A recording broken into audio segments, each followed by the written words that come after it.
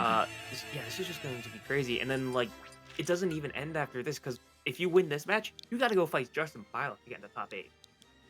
Given the fact that like this side of bracket is so upset heavy, does make me excited to see like what we can keep doing here. If one of these two players can keep it rolling, I mean, Hollow getting that win on Beast, 13 getting that win on some guy, Justin Byleth isn't out of the question at that point.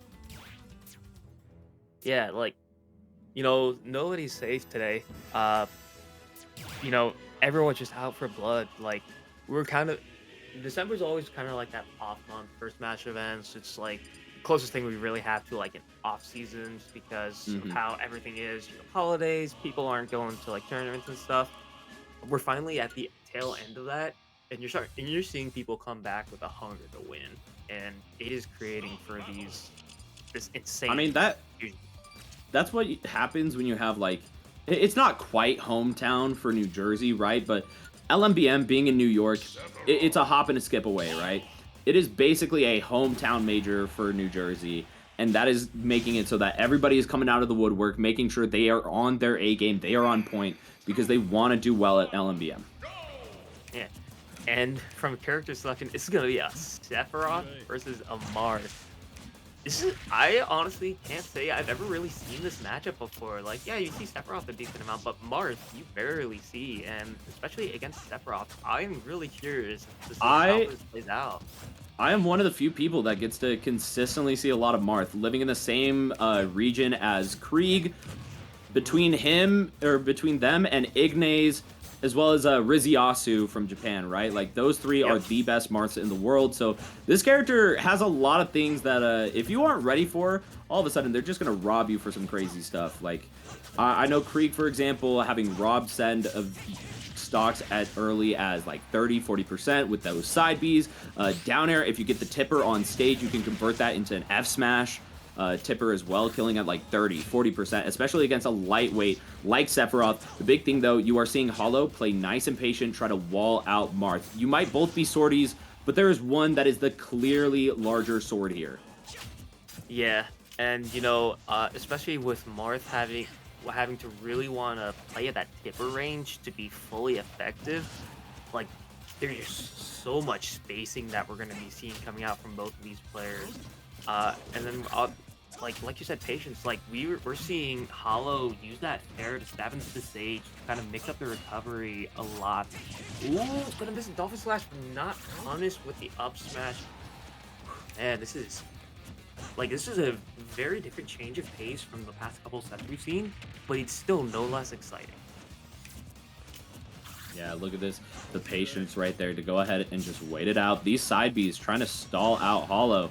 Taking some inspiration from some of the like better Ken and Tweak sets with Sephiroth, being able to just plink at that ledge overall. Still though, 13 keeping a nice good recognition, getting the kill finally at like 160. That is the one issue with Marth. If you aren't getting some of these specific interactions, then sometimes you might struggle to get the kill. And so it forces you into positions where you're taking bigger risks with up B, with some aggressive grabs to try to get up throw at like 160, 150. And so it can be a little bit of a problem if you aren't securing the stocks at those 30, 40, 50% ranges. Yeah, and also worth noting, 13 was only at like 60% when they took that first stock. So they played this matchup very well, able to navigate around the tricky range that Sephiroth plays in, like bigger than like mid range, but not quite like zoner style range. This is a lot of good play. And also one thing I do want to point out that I've seen Hollow doing that I feel like I don't see enough Sephiroth doing is using the low charge on the up B as like a movement option. It's very quick. It pops your opponent up. It hits them.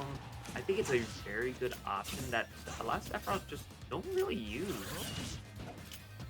Ooh, I love that attempt right there with the Dolphin Slash, by the way. Does get the tech, so Hollow living a little bit longer, and with Wing on deck, that does mean we got a scarier character. Does get the back air. Wing still on deck despite getting the kill. You know, sometimes you go ahead and lose that Wing for getting the kill. But 13 gonna go ahead and keep slashing away at the Sephiroth, at the one-winged Angel. Try to get this kill as we are now at 131. Does get that tipper up tilt. You know what?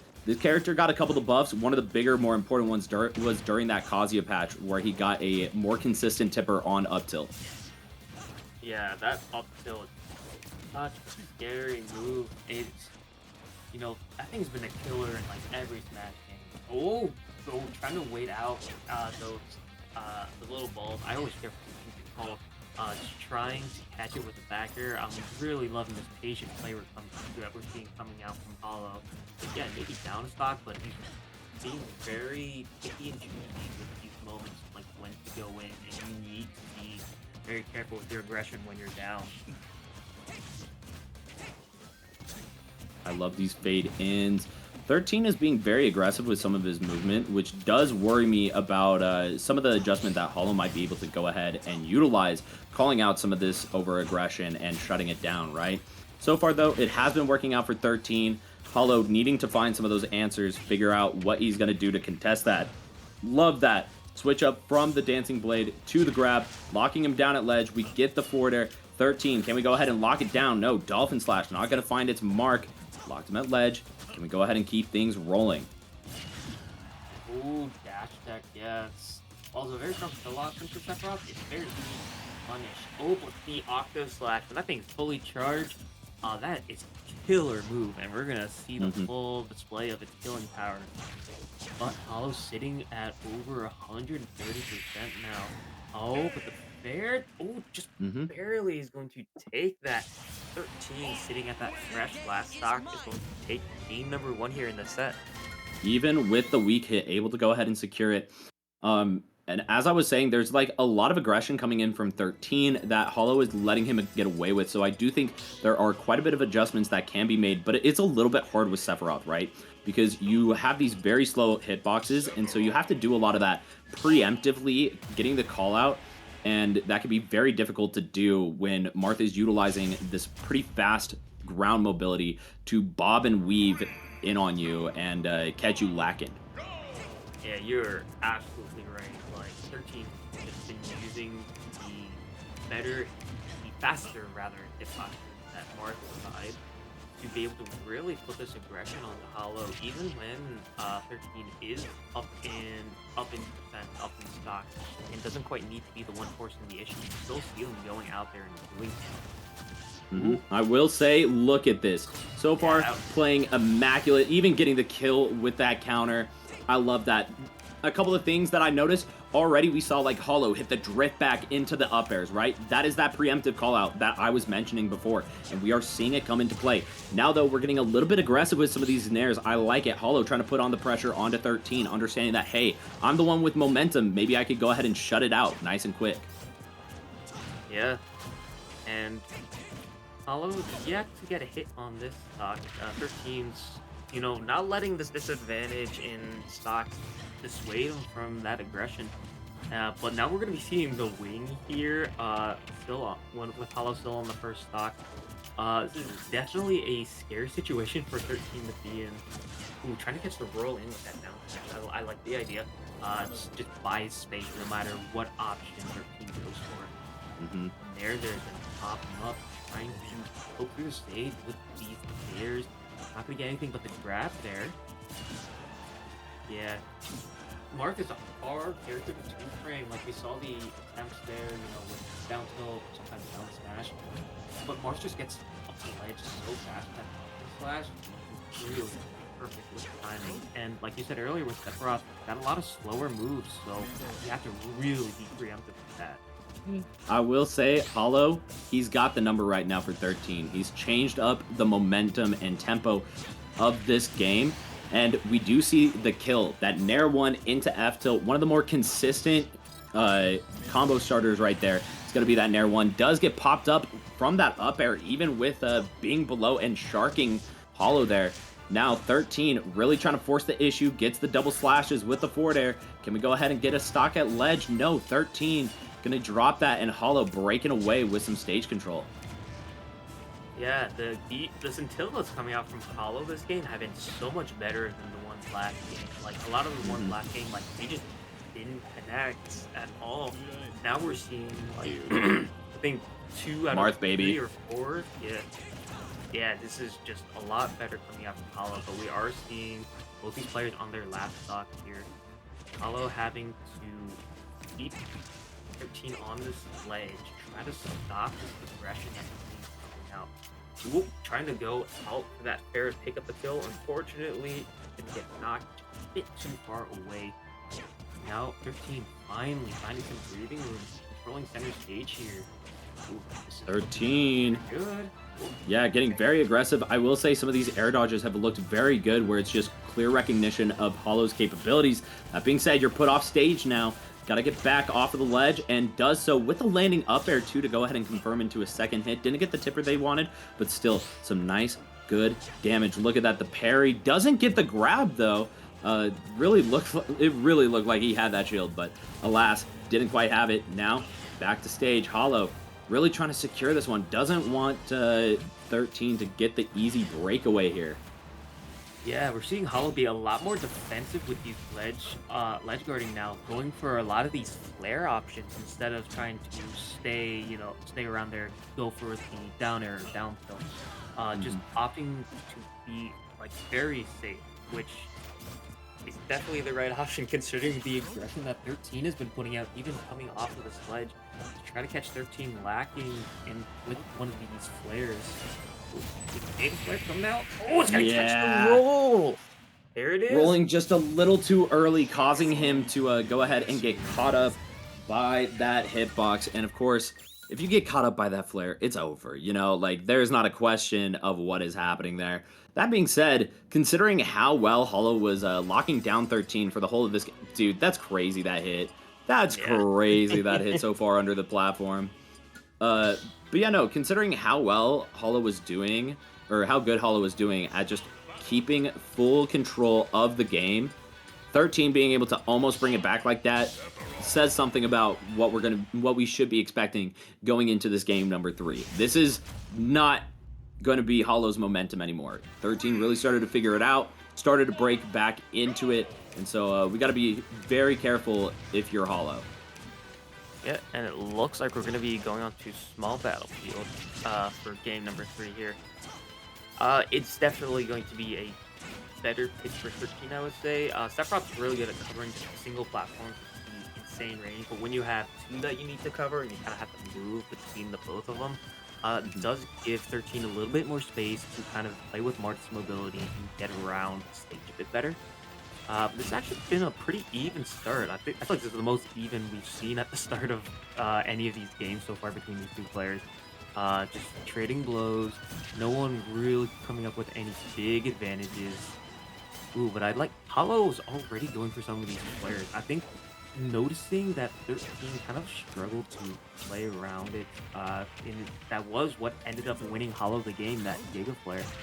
So playing around with the flare option, seeing what can be done there is definitely something I like seeing Hollow experiment with earlier on in the match. That being said, also throwing out a lot of these up airs to catch some space. That F smash not quite going to secure the kill, but locked him at ledge. I love that flare canceled there to go ahead and cue 13 into swinging, and instead Hollow just breaking away with it. 13 though, re-securing some stage control. Can we get the kill here? Goes for the Dolphin Slash, but the tech. Hollow always ready for it. Great set. Ooh, dash attack not quite killing. Good DI coming out from 13. When the Dolphin Slash is going to hit through stage, Hollow goes for the dare just a little bit too early. Now he's trying to bait out something from 13, but 13 just playing so safe, covering the platform. The fair is going to knock him off stage, and then another fair coming out on the charge. The Aqua Slash is going to get 13 first stock of the game here. Yeah, looking really good for him. 145 though, we're inside of some scary... You know what? We aren't in scary ranges anymore. We're at 0%. We're starting off on a new stock, getting the Dolphin Slash into the footstool too. Broken in a little bit fancy there. Love to see it. Gets the reverse hit of the Nair too. We got a nice little 22, 29%. Look at the setups here. Great combos. Oh, it's going to catch the charge there with the fair again. Oh no, that is unfortunate for Hollow. An insane 0 to death coming out from 13. That's going to put 13 firmly in the driver's seat here, and Hollow just needs to not let his mental get the best of him. He's gonna have to try to play that patient game that we saw in game 2 that really won him. Oh, but the single slash right into the Dolphin Slash. You have to wonder if Hollow is kind of letting the mental crack a bit. Yeah, 13 really starting to steamroll this here. And look at that, the second hit of the jab, going to go ahead and call it out. These platforms allowing for very consistent up tilt tippers, allowing for some extra damage there from 13. A little bit of a dash away, getting caught up, but it didn't matter. 13 able to go ahead and call Hollow out on that overextension. Gets the grab, gets him off stage. Gonna go ahead and set up for a kill. No, gonna whiff here. And this allows Hollow to finally regain control of the game for a moment, but only just a moment. There's a great air dodge there by 13 to avoid getting hit by that bear, because with wing that grab, we would have been killing. And so 13 just cannot risk to be over aggressive in any situation. Again, we're going to be seeing 13 just play under this platform at ledge, try to bait Hollow into choosing an option. So this player is so very tense right now. There's still a stock left on the side of 13. Okay, the F tilt there, that's going to take it. Sephiroth still sitting with the wing here at 167% on this last stock. Like, Hollow just cannot afford to make any mistakes, and so far, no mistakes have been made. Very clean string of nairs coming out. The nair coming out from 13. The other end is going to send... Oh! Unfortunate way to end this stock of what was an amazing set. Yeah, you hate to see it end like that, but you know what? I'm sure 13 ain't too upset about the fact that he's going to have just one more set to make it in to top 8. That's going to be against Justin Byleth on the winner side. Doable, especially with the way they're playing. But even if they don't win out to Justin Byleth, they still have the chance against likely either Hayes or Odd McBob. So might be a little bit of a difficult feat, but definitely doable at this point. One thing I do want to talk about here is the way we switched playstyles going into game number 3, okay? I talked a lot about how aggressive of a Marth we were seeing come from 13 during game 1, game 2. And that was not the Marth we saw during game 3. During game 3, instead of these aggressive rising nairs, these consistent overshooting forward airs, we started seeing 13. He would hit these dash ins into slingshots to go ahead and hit that classic drift away forward air where you're putting that tipper of the forward air out to go ahead and pressure the shield. And that's what allowed for 13 to control a lot of the momentum and everything, because he had recognized that, hey, Hollow is really starting to engage with me and make it so that if I get aggressive, he's going to be there to call it out. So if I just go ahead and hit these driftaways, then I'm all set. Like, look at here. This game, we saw so much aggression before 13 got put off stage, right? And that's why he ended up losing. Now here, we're going to go ahead and see 13 start to switch. We are seeing some very patient ledge play, gets the forward air, and goes ahead, calls the edge guard, gets the swing out there, right? And then right here, we go ahead, get the up airs linking together, and just the call outs. The constant ability to follow up off stage. Those two things combined really led to what was going to end up being 13's game. Yeah, 13 just using the layout of Small Battlefield to his advantage. Like, such good patient play, such good control of the platforms.